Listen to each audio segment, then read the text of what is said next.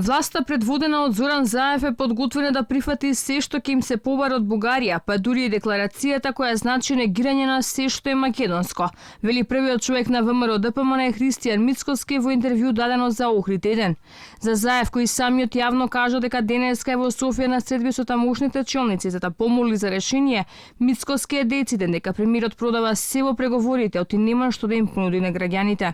Нему му е најлесно да понуди подпис, да стави подпис и да рече јас ова само знам да направам. Не знам да работам, не знам проекти како се водат, не знам како се прават реформи, не знам како да подобра економија, здравство и образование, ама знам да подпишувам со заврзани очи. И сега Радев го крши чекор по чекор, се до моментот додека не го постигне максимумот. И тогаш ќе му рече на Заев, извини, не имаме техничка влада, немаме парламент, ќе мора да почекаш да се формира парламентот, да имаме политичка влада и тогаш со таа влада ќе седнете и ќе се договорите.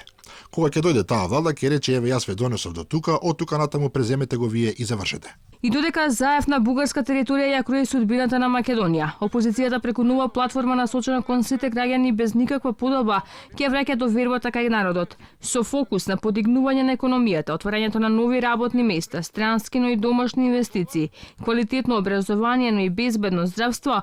Лидерот на партијата Христијан Мицкоски најави новата доба во која внимание ќе му се посвети на обичниот граѓанин. За жал и не е прегрубо ова да го кажам. Денеска во Македонија постојат граѓани од прв и втор ред. И ова е поделба која е фактичка и директен производ на однесувањето на власта на СДСМ и Заев.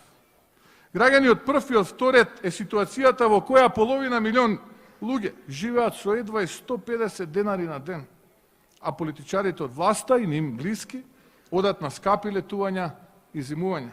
Возат најмодерни возила, мотори, јахти, се гоштеваат со државни картици и народни пари. ВМРО ДПМН во наредниот период од терен ќе објаснувале суштината на стратегијата Македонија на сите луѓе и во директен контакт со граѓаните за да ги слушнат сите проблеми на народот.